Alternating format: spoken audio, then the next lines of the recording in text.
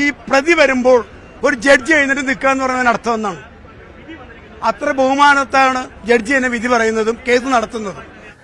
ആ ഒരു ഗുരുവിന്റെ ശാപം ഇദ്ദേഹത്തിന്റെ തലയ്ക്ക് വീതം ഉണ്ടോ എന്ന് നമ്മൾ സംശയിക്കേണ്ടിയിരിക്കുന്നു, ഭയപ്പെടേണ്ടിയിരിക്കുന്നു.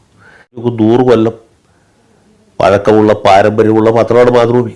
ആ മാതൃഭൂമിക്ക് സിനിമാ പരസ്യം കിട്ടാതാക്കി എന്ന് പറഞ്ഞാൽ. ഹലോ ഫ്രണ്ട്സ്, എല്ലാവർക്കും പുതിയൊരു വീഡിയോയിലേക്ക് സ്വാഗതം. ഇനി അങ്ങോട്ട് കുറച്ച് ദിവസത്തേക്ക് എങ്ങോട്ട് നോക്കിയാലും ഫുള്ള് ദിലീപ് ആയിരിക്കും ചർച്ചാ വിഷയം. 2 ദിവസമായി ന്യൂസ് ചാനൽസ് ഓപ്പൺ ചെയ്താലും സോഷ്യൽ മീഡിയ ഓപ്പൺ ചെയ്താലും ഫുള്ള് ദിലീപിനെ പറ്റിയുള്ള വാർത്തകളാണ്. നടിയെ ആക്രമിച്ച കേസിൽ കുറ്റവിമുക്തനാക്കപ്പെട്ട ശേഷം ഇത്രയും കാലമായിട്ടും മഞ്ജു വാര്യരെ പറ്റി ഒരക്ഷരം പോലും മിണ്ടാതിരുന്ന ദിലീപ് ഇന്നലെ സകല മാധ്യമങ്ങൾക്ക് മുന്നിൽ വെച്ചും ഒരു സ്റ്റേറ്റ്മെന്റ് പറഞ്ഞിട്ടുണ്ടായിരുന്നു. നടിയെ ആക്രമിച്ച കേസിൽ ഒരു ക്രിമിനൽ ഗൂഢാലോചന നടന്നിട്ടുണ്ടെന്നും മഞ്ജു വാര്യർ പറഞ്ഞതിന് ശേഷമാണ് തനിക്കെതിരെ കേസ് തിരിഞ്ഞതെന്നും ആണ് ദിലീപ് പറഞ്ഞത്. മാത്രവുമല്ല, വിധി വന്നതിന് ശേഷം ന്യൂസൊക്കെ ശ്രദ്ധിച്ചവർക്കറിയാം, ഇത്രയും കാലം ഇല്ലാതിരുന്ന പുതിയൊരു നെറേറ്റീവ് ഈ കേസിനെ ചുറ്റിപ്പറ്റി പ്രചരിക്കുന്നുണ്ട്. എന്താണെന്ന് വെച്ചാൽ ദിലീപിനെ തകർക്കാൻ മഞ്ജു വാര്യർ ആക്രമിക്കപ്പെട്ട നടിയും കൂടി പ്ലാൻ ചെയ്ത് നടപ്പാക്കിയ ഒരു പരിപാടിയായിരുന്നു നടിയെ ആക്രമിച്ച കേസ് എന്നാണ് നെറേറ്റീവ്. എന്തായാലും ഇതല്ലാതെ ദിലീപിനെ ചുറ്റിപ്പറ്റി മറ്റൊരു പ്രധാന വാർത്ത കൂടി വന്നിട്ടുണ്ടായിരുന്നു. അതായത് ദിലീപ് കോടതി മുറിക്കുള്ളിൽ കയറിയപ്പോൾ ജഡ്ജ് എഴുന്നേറ്റ് നിന്നെന്ന് പോലും. അതിന്റെ ഒരു ന്യൂസ് ക്ലിപ്പ് നമുക്ക് കണ്ടു നോക്കാം. ഈ വിധി അങ്ങേറ്റം ഭയത്തായ വിധിയാണ്.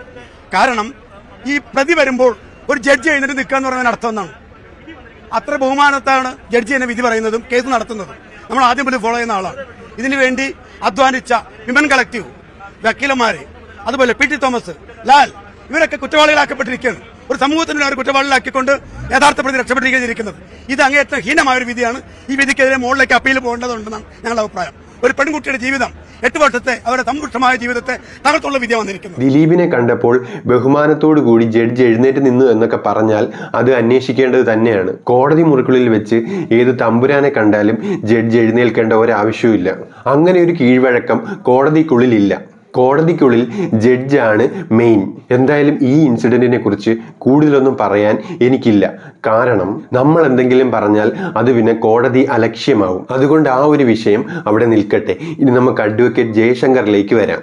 അഡ്വക്കേറ്റ് ജയശങ്കറിനെ അറിയാലോ, സകല ചാനലുകളിലും വന്നിരുന്ന് സംസാരിക്കുന്ന ആളാണ് പുള്ളി. അദ്ദേഹം ദിലീപിന്റെ നാട്ടുകാരനാണ്, അയൽവാസിയാണ്, ബന്ധുവും കൂടിയാണ്. കഴിഞ്ഞ ദിവസം ദിലീപിനെ കുറിച്ച് കുറെ കാര്യങ്ങൾ പറഞ്ഞ് പുള്ളിക്കാരൻ ഒരു വീഡിയോ ചെയ്തിട്ടുണ്ടായിരുന്നു. നമുക്കതിലെ ചില ഭാഗങ്ങളൊന്ന് കണ്ടു നോക്കാം.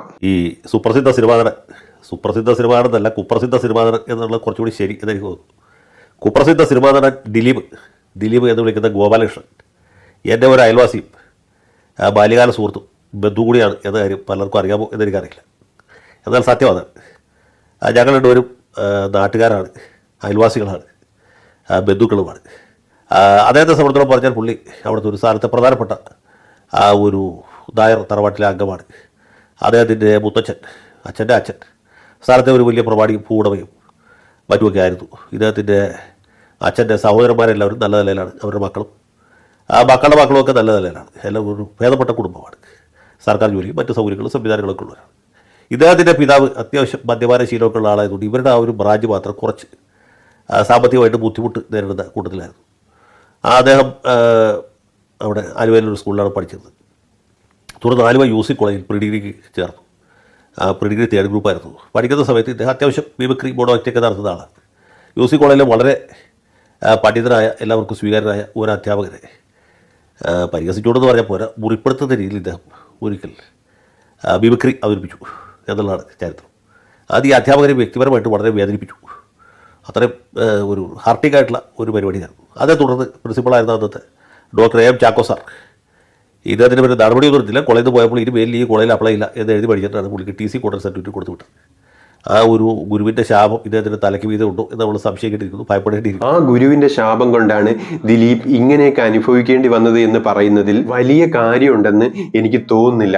കാരണം ഈ ഒരു ശാപം അത്ര സ്ട്രോങ് ആയിട്ടുള്ളതാണെങ്കിൽ ദിലീപ് സിനിമയിൽ എവിടെയും എത്തില്ലായിരുന്നു. ഇതിപ്പോൾ മലയാള സിനിമ അടക്കി ഭരിക്കുന്ന ഒരു താരമായി മാറിയതിനു ശേഷം ആണ് ദിലീപിന്റെ തകർച്ച തുടങ്ങുന്നത്. ദിലീപിന്റെ തകർച്ചയ്ക്ക് കാരണം ഗുരുവിന്റെ പഴയ ശാപമൊന്നുമല്ല, കയ്യിലിരിപ്പ് തന്നെയാണ് മെയിൻ ആയിട്ടുള്ള കാര്യം. ശാപം ശാപമേൽക്കാനാണെങ്കിൽ പണ്ടത്തെ മിമിക്രിക്കാർക്ക് അതിനെ സമയം കാണും. കാരണം അത്രയേറെ പരിഹാസ രൂപേണയാണ് പണ്ടത്തെ മിമിക്രിക്കാർ സ്കിറ്റ് അവതരിപ്പിക്കാറുള്ളത്. അദ്ദേഹത്തിന് പറയാനുള്ള ബാക്കി കൂടി നമുക്ക് കണ്ടു നോക്കാം.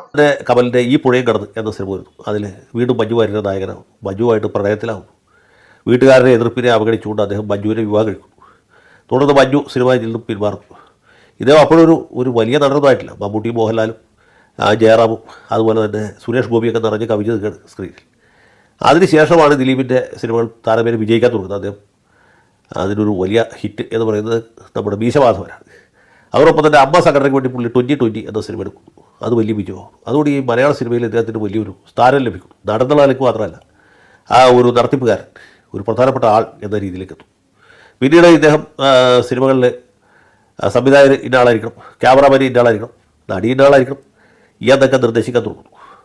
അത് സ്വാഭാവികമായിട്ടും ചില അസ്വാരസ്യങ്ങൾ ഉണ്ടാകും. ഇതൊക്കെ നമ്മൾ കുറെ കാലങ്ങളായിട്ട് കേൾക്കുന്ന കാര്യങ്ങൾ തന്നെയാണ്. മലയാള സിനിമയെ ദിലീപ് കാൽ കീഴിലാക്കിയ കഥ. പൃഥ്വിരാജിന്റെയും കുഞ്ചാക്കോബന്റെയൊക്കെ സിനിമകൾ തിയേറ്ററിൽ ഓടുന്ന സമയത്ത് ദിലീപ് പൈസ കൊടുത്ത് ആളെ വിട്ട് കൂവിപ്പിക്കും. ഇങ്ങനെ കുറെ വാർത്തകളൊക്കെ പണ്ട് ഞാൻ കേട്ടിട്ടുണ്ട്. മോഹൻലാലിന്റെയും മമ്മൂട്ടിയുടെയും സിനിമയുടെ റിലീസ് പോലും നിയന്ത്രിക്കുന്ന തരത്തില് ദിലീപ് വളർന്നു എന്നൊക്കെ നമ്മൾ കേട്ടിട്ടുള്ള കാര്യമാണ്. ഇതൊക്കെ നമ്മൾ കേട്ട് പഴകിയ കാര്യങ്ങളാണ്. പക്ഷേ ഇങ്ങനെയുള്ള പല ആരോപണങ്ങളും ദിലീപിനെതിരെ വന്നിട്ട് പോലും ദിലീപിന്റെ സിംഹാസനത്തിന് ഒരു കോട്ടം പോലും തട്ടിയില്ലായിരുന്നു. അത്രയ്ക്കും ശക്തനായിരുന്നു അദ്ദേഹം. പക്ഷെ നടിയെ ആക്രമിച്ച കേസ് വന്നപ്പം എല്ലാം തകിടം മറിഞ്ഞു.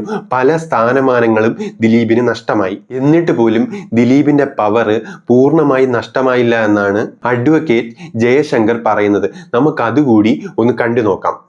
അപ്പോൾ ഇതിനിടയ്ക്ക് മഞ്ജു വാര്യരുടെ സിനിമയിലേക്ക് തിരിച്ചു വരുന്നുണ്ട്. അത് മുടക്കാൻ പുള്ളി പരമാവധി ശ്രമിക്കുന്നുണ്ട്. ഈ പ്രിയദർശൻ എന്ന് പറഞ്ഞാൽ ചെറിയ സംവിധാനമല്ലോ. മോഹൻലാൽ നായകനായിട്ട് പ്രിയദർശൻ മഞ്ജു വാര്യർ നായികമായിട്ട് ഒരു സിനിമ അനൗൺസ് ചെയ്തു. പക്ഷേ ആ പടം നടപ്പിൽ വന്നില്ല. എന്തുകൊണ്ടാണ്? പ്രിയദർശന് സിനിമ നിർമ്മാതാവരെ കിട്ടാത്തതുകൊണ്ടാണ്, വിതരണക്കാരെ കിട്ടാത്തതുകൊണ്ടാണ്. പടം മെറ്റീരിയലൈസ് ചെയ്യില്ല. കാരണം അത് നമ്മുടെ സുഹൃത്ത്, നമ്മുടെ ബന്ധു ഇടപെട്ട് മുടക്കി എന്നുള്ളതാണ്. അത്രയും ശക്തനാണ് പുള്ളി. ഇനി ഈ കേസ് ഉണ്ടായതിനു ശേഷം ഞാൻ ഒറ്റക്കൊരു ഉദാഹരണം പറയുന്നത് കാണുന്നവർക്ക് ബോധ്യമില്ല. ജയിലിൽ പോയി തിരിച്ചു വന്നതിന് ശേഷം പുള്ളി ചെയ്ത ഒരു പണിയാണ്. ഇദ്ദേഹത്തിനെതിരായിട്ട് നെഗറ്റീവായിട്ടുള്ള വാർത്തകൾ എല്ലാ പത്രത്തിലും വന്നു. മനോരമയിലും വന്നു, മാതൃഭൂമിയിലും വന്നു, മാധ്യമത്തിലും വന്നു, മംഗളത്തിലും വന്നു, എല്ലാത്തിലും വന്നു, TV ചാനലിലും വന്നു. എന്തോ കാരണത്താൽ പുള്ളിക്ക് മാതൃഭൂമി പത്രത്തോട് വലിയ പക തോന്നി. മറ്റു പത്രങ്ങളെ അപേക്ഷിച്ച് അതിൽ മസാല കൂടി പോയോ എന്നെനിക്കറിയില്ല. പക്ഷേ പുള്ളി എന്ന് വെച്ചാൽ ഇന്നേ ദിവസം വരെ മാതൃഭൂമി പത്രത്തിന് ഒരു ഒറ്റ മലയാള സിനിമയുടെ പരസ്യം കിട്ടിയില്ല. ഒന്നാലോചിച്ച് നോക്കും, 100 കൊല്ലം പഴക്കമുള്ള പാരമ്പര്യമുള്ള പത്രമാണ് മാതൃഭൂമി. ആ മാതൃഭൂമിക്ക് സിനിമ പരസ്യം കിട്ടാതാക്കിയെന്ന് പറഞ്ഞാൽ അതാണ് പുള്ളിക്ക് ഇന്ന് ഈ കോടതി വെറുതെ വിടുന്നതിന് മുമ്പ് പുള്ളിയുടെ. എന്തായാലും ഇത് പുതിയൊരു അറിവാണ് കേട്ടോ.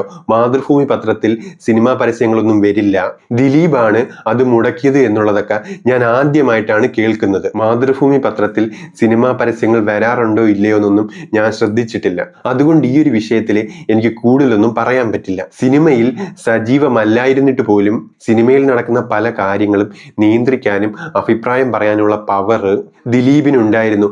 അന്നും ഇന്നും എന്നും ഉണ്ടായിരുന്നു എന്നാണ് അഡ്വക്കേറ്റ് ജയശങ്കർ പറയുന്നത്. എന്നാലും ആർക്ക് വേണ്ടിയാണ് പൾസർ സുനി ആ ഒരു കൊട്ടേഷൻ ചെയ്തത്? ആ ഒരു ചോദ്യം ഇപ്പോഴും ബാക്കിയുണ്ട്. എന്തായാലും ഇതിനെ പറ്റിയുള്ള നിങ്ങളുടെ അഭിപ്രായങ്ങൾ താഴെ കമന്റ് ചെയ്യുക. അപ്പോൾ മറ്റൊരു വീഡിയോയിൽ മറ്റൊരു ടോപ്പിക്കുമായി വരുന്നവരേക്കും ബൈ.